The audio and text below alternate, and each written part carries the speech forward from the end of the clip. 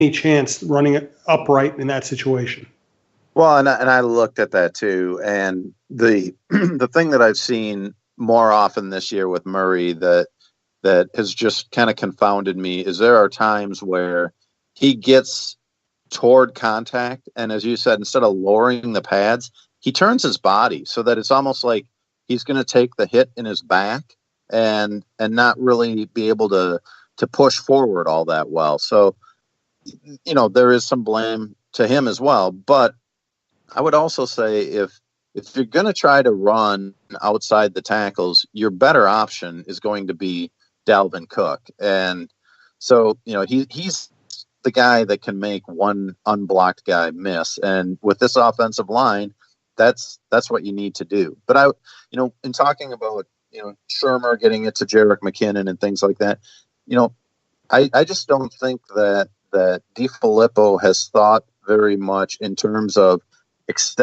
getting an extension of the running game through the passing game in the short wide receiver screens, the screens to Dalvin Cook, which we've seen on occasion, but maybe not often enough. Those are ways to help make up for an offensive line that really isn't up to the standard it should be. And so I would look for Stefanski to incorporate more of that.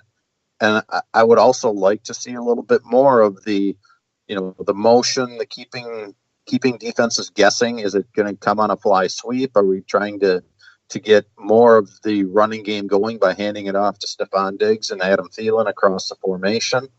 Or, just keeping defenses guessing and off balance, whether it's through that or even the hurry up offense, which I'd asked about last week. And, they said, well, yeah, that's something that we can do, but it's only in certain situations. But I didn't see them utilizing those situations at all. So I'm a little confused on what the identity of this offense is at this point. And I think they need to find it really quick, or even if they do make the playoffs, it's going to be a quick out in the playoffs. And, there are some additional benefits to those quick wide receiver screens and jet sweeps and things like that.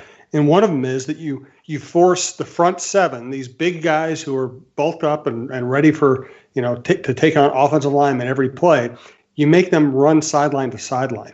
And if you can extend some drives and get those guys running around, you do wear them down. There's even if you don't get a big gainer on a quick wide receiver screen or a jet sweep, you really do mess up the defense and what it's trying to do.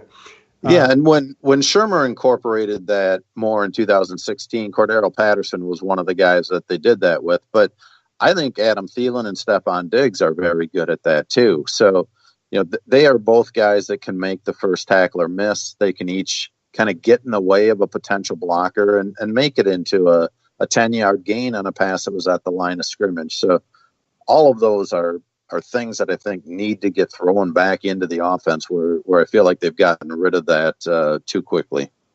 Let's talk about Kirk Cousins. Do want to first thank Twill in the Edina Galleria, twillmn.com, Twill, Twill, on Instagram. As I've told you before, I buy most of my clothes there now. I love them. I wear them all the time. And as you'll hear now, my wife is glad that I'm doing that. Jim usually doesn't like to shop for clothes. I don't like it when he shops for clothes either, because he used to buy stuff I'd want to throw out. That's why I'm so glad he's found Twill in the Edina Galleria. He likes shopping there because of the comfortable environment and the friendly staff.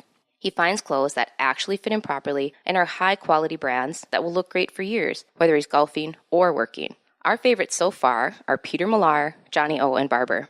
We spend our money at Twill because we love the clothes and we love the no-pressure shopping. Drop by Twill in the Edina Galleria for the best shopping experience and best clothes you'll find in the Twin Cities. Two other things I'd like to throw out there for the business. We occasionally do special weekend runs for Bite Squad. So listen to the shows, listen for those promo codes that'll get you something, some percentage off of orders during big Viking weekends. But we always have this deal with Bite Squad. Use the promo code TalkNorth, one word, TalkNorth, And if you're new to Bite Squad, you will get your first delivery fee waived. Also, want to thank SodaStick.com, sponsor of the You Betcha Basketball Show, the John Krasinski Show.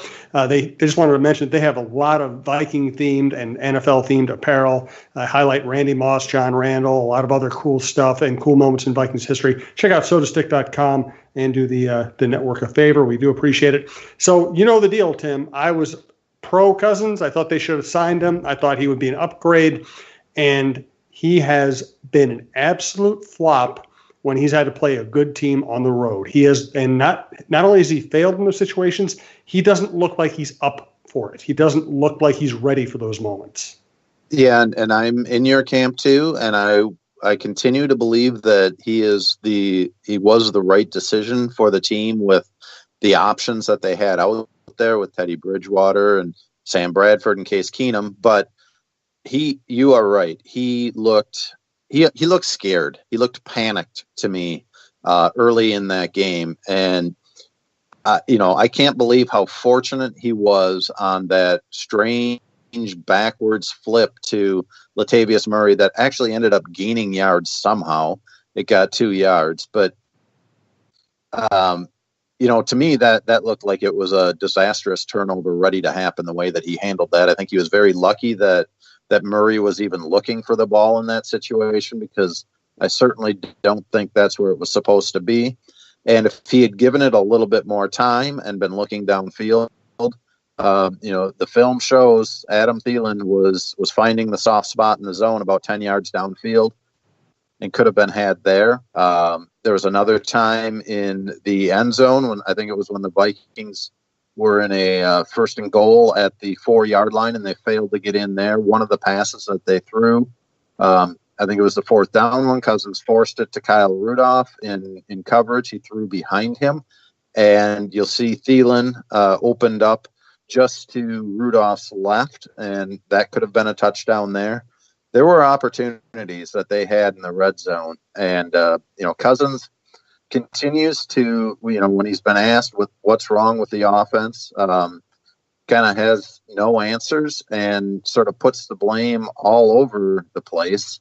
He's taking some of it on himself and questioning some things that he's doing, but another costly turnover. The game was probably over, inside of 3 minutes, and the Vikings were down 14, but they at least still had some semblance of a chance. And, he turned it over there when the ball was hit out of his hands as he's scrambling out of the pocket and cocking to throw. So I don't know why he hasn't been able to stand up to big games, but his 0-7 record in Monday Night Football games would indicate that it's not a mirage anymore. This is a trend. And if they get into the playoffs and he has another stinker, with a new offensive coordinator, then you got to start to wonder, was it the right move? Is he a quarterback that can be a big game quarterback, not just a big production quarterback? It's funny too, Tim, that, I talked to some people I know around the NFL during that Super Bowl week who spoke highly of Cousins. I talked to a bunch of Eagles people who said, hey, this guy's the real deal. Who told me not to believe in Cousins? Sports writers, NFL writers, Washington, D.C. writers. And I'm always amazed at how often good beat writers have a much clearer perception than anybody else. I should have listened to my friends who told me, because this is exactly what they predicted. And it's one thing that, like I said, it's one thing to have a bad game. In fact, Cousins, he always does this. Somehow, miraculously, by the end of the game, his stats weren't even that bad. But you watch him play, and right now it looks like he is not capable of handling the challenge, emotionally. And that's scarier than anything else you can say. You'd almost rather see him have a Favre experience where he tries too hard and throws 4 interceptions. At least he's trying to make plays. Right now, he does look scared. And that's the worst thing you can say about a professional athlete, I think. And I also wonder, is he scared to throw the interception? When I look at the number of times that he continues to, double pump and thinks he wants to go someplace and doesn't, is he thinking about throwing a bad interception, which of course would set off Mike Zimmer. But the alternative is you play scared and really don't score any points through the first 57 minutes of the game. And, then which would you rather have, an interception or two, and some points because you were aggressive or not? So, but here's the thing. I keep going back to this and I don't have the answer. If it's not Kirk Cousins that you sign in the offseason, who is it, dude? I mean, is Case Keenum going to be better than Cousins has been? I don't know. That's a very good point, and I was going to get to that. I don't think Keenum was the right answer. I think Bridgewater, if you had 100% certainty that he was completely over the injury and could be healthy and could take hits and all those other things, I might have leaned toward Bridgewater, but I don't think they had those assurances. I don't think they knew for sure that Bridgewater was going to be, was going to have a long, healthy career. So it's hard to commit long-term dollars there. Certainly you couldn't put it on Bradford. I don't know. Who else? I mean, we've already had the Colin Kaepernick conversation. I think Colin Kaepernick would have been better. Now that watching Cousins this date, I think Kaepernick would have been a better quarterback for this team than Cousins at this point. But obviously the Vikings weren't going to sign him, so it's not a realistic conversation, even if it should be. And they weren't going to, they weren't in a position to draft somebody who would be game ready. So, that's the thing. I don't really blame them for signing Cousins, but we have to acknowledge that it doesn't look like it's working out at the moment. Right. No, I get it. But when Zimmer was talking at the Combine in March, he did say that Bradford's knee is degenerative. So you understand that they weren't going to sign that. He did say, can you trust that Keenum is going to be able to do what he did, in 2017 long term? And the clear answer was they didn't trust that. And as you mentioned, I agree with you that Bridgewater would have been a very good option if they believe that his knee is going to hold up long term. But I don't think they certainly didn't have that assurance. And we haven't had any proof to this point that it's going to be beyond some preseason action that he got this year. So, they were in a bit of a bind in where to go. And I also had this thought this morning after the DiFilippo news came down. Obviously Kirk Cousins saw what the Eagles were able to do with their offense last year and winning the Super Bowl. And I wonder, if it hadn't been for the DiFilippo hire and sort of that, the kind of candy out there, like, hey, this is what this offense could be in Minnesota if I go there. I wonder if Kirk Cousins would have come here. If they had, Stefanski, who is unproven, would Cousins have,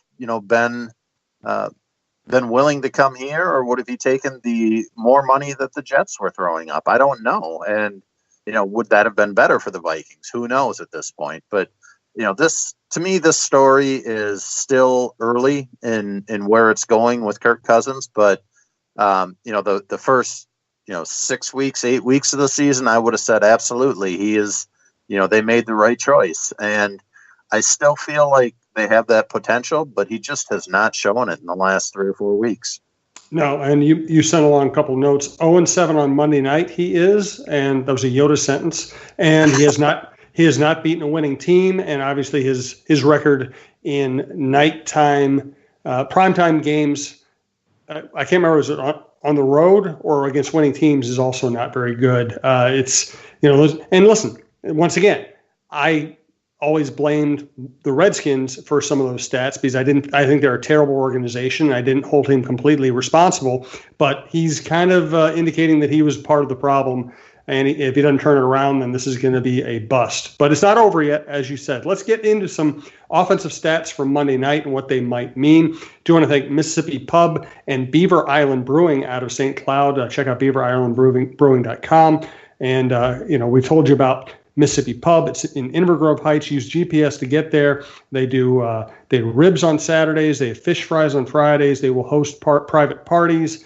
They have a view of the river and the marina. It's very pretty. It's kind of got the classic sports bar vibe with some video games and jukeboxes. They do breakfast 9 to 11:45 on weekends. And, of course, they have happy hours and everything else. MississippiPub.com, and follow us on social media to find out the status of our next live shows there. But even when we're not there, we recommend stopping by, having a drink, and having some quality comfort food. MississippiPub.com, Beaver Island Brewing. Thank you for sponsoring the program. Why don't you hit me with the stats that stuck with you from Monday night, Tim? Well, beyond the abysmal third down and fourth down stats,